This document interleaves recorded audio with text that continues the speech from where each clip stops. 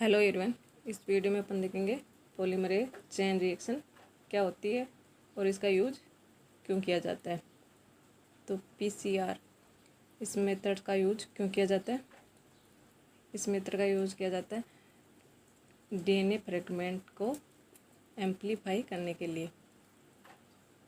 DNA fragments के amplify करने के लिए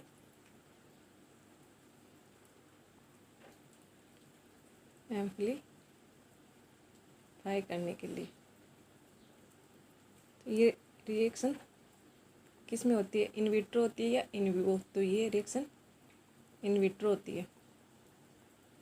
इसके लिए क्या क्या रिक्वायरमेंट होती है वो देखते हैं अपन। तो इसके लिए सबसे पहले होते हैं डीएनए फ्रेगमेंट जिसका हमें एम्पलीफाई करना है। Second primers, third nucleotides DATP, DCTP, DGTP,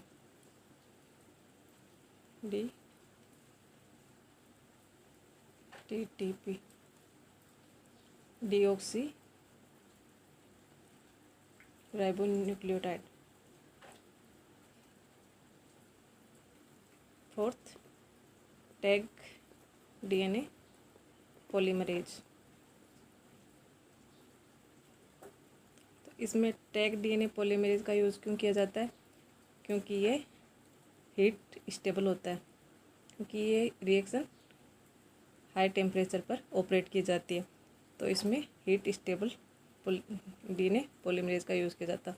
tag DNA polymerase किससे प्राप्त होता है, ये थर्मस एक्वाटिस से आइसोलेट किया जाता है।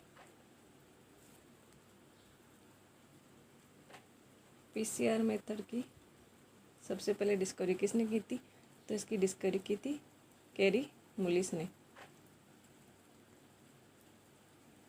अब इसकी प्रोसेस देखते हैं।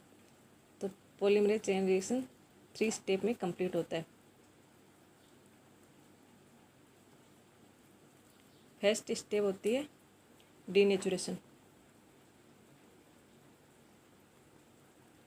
सेकंड एनेलिंग,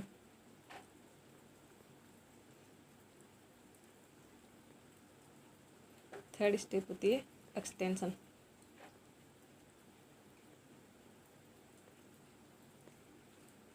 तो इसकी सबसे फर्स्ट स्टेप देखते हैं डीनेचुरेशन।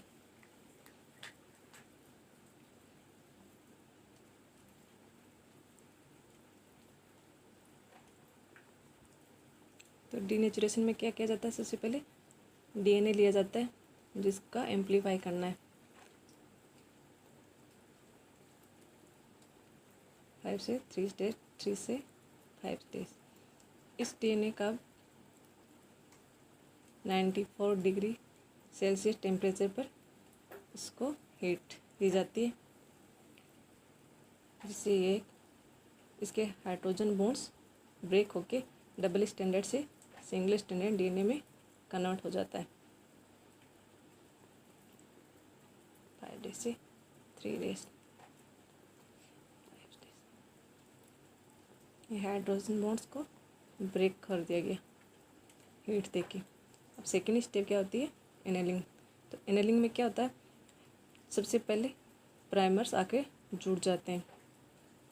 ये प्राइमर्स किसके बने होते हैं, ये डीएनए के फ्रेगमेंट्स ही होते हैं जो इस डीएनए के कॉम्प्लीमेंट्री न्यूक्लियोटाइड सीक्वेंस लिए हुए होते हैं।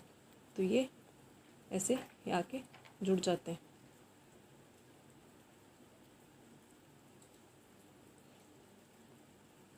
तो ये प्रोसेस कहलाती है एनेलिंग। एनेलिंग की प्रोसेस 54 डिग्री सेल्सियस टेम्परेचर पर ऑपरेट की जाती है।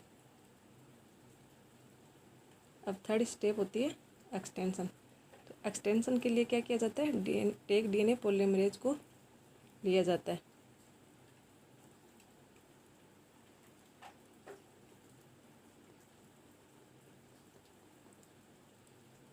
जो टेक डीएनए पॉलीमरेज है वो यहाँ पे आके बाइंड हो जाता है। तो अपन जानते हैं कि टेक डीएनए पॉलीमरेज एंजाइम को ऐड करने के लिए 3 एंड की रिक्वायरमेंट होती है, इसीलिए यहाँ पे प्राइमर्स को ऐड किया जाता है ताकि यहाँ पे 3 OH एंड बाइंड इस टेक डीएनए पॉलीमरेज को मिल जाए, तो ये इसके आगे बाइंड होके फिर इसको एक्सटेंड कर सकता है। ये टेक डीएनए पॉलीमरेज ऐसे नहीं कर सकता, मतलब डायरेक्ट इसको काम करने के लिए 3 एंड OH की रिक्वायरमेंट होती है, तो वो 3 OH एंड प्राइमर्स के द्वारा प्रोवाइड किया जाता है। तो ऐसे करके फिर ये फ्री न्यूक्लियोटाइड्स को ऐड करके एक्सटेंशन कर देता है।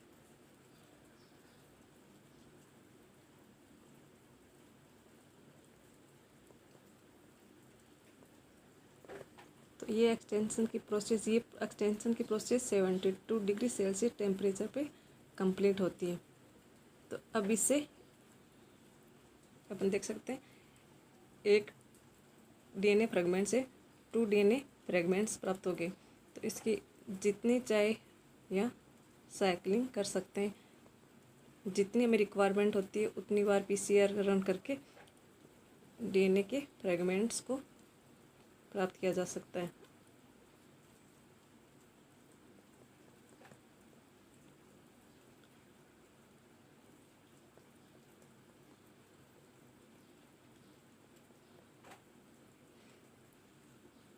तो अपन देख सकते हैं कि एक बार वापस देख लेते हैं क्या होता है। ये डीएनए फ्रेगमेंट होता है जिसको एम्पलीफाई करना है। ये फर्स्ट स्टेप है डीनेचुरेशन। तो डीनेचुरेशन को हाई हीट में रखा जाता है जिससे ये डबल स्टैंडर्ड डीएनए से सिंगल स्टैंडर्ड डीएनए में कन्वर्ट हो जाता है। कन्वर्ट होने के बाद यहाँ पे 5 एंड की ओर प्राइमर्स आकर ऐड हो जाते हैं। ये प्राइमर्स के ऐड होने ये प्रोसेस कहलाती है एनेलिंग। तो ये होती है 54 डिग्री सेल्सियस टेम्परेचर पे कंप्लीट। एनेलिंग होने के बाद थर्ड स्टेप होती है एक्सटेंशन। तो एक्सटेंशन में क्या होता है, ये प्राइमर्स आके ऐड हो जाता है, तो यहाँ पे फिर इसके आगे एक्सटेंड करने का काम करता है Taq DNA polymerase. Taq DNA polymerase free जो न्यूक्लियोटाइड्स हैं इनको ऐड करके डीएनए को इसको कंप्लीट करते हैं। तो इसमें टेक डीएनए यूज़ क्यों किया जाता है? टेक डीएनए यूज़ इसलिए किया जाता है क्योंकि ये हीट स्टेबल होता है और ये प्रोसेस हाई हीट पे ऑपरेट होती है। तो इस प्रकार एक डीएनए से 2 डीएनए फ्रेगमेंट्स का फॉर्मेशन हो गया। अब जितनी बार PCR रन करते हैं तो उससे इसके आगे मतलब कॉपी बनने जाएगी। तो इस प्रकार अपन PCR यूज़ करके डीएनए का एम्पलीफाई कर सकते हैं। वीडियो कैसा लगा please share and subscribe my channel. Thank you.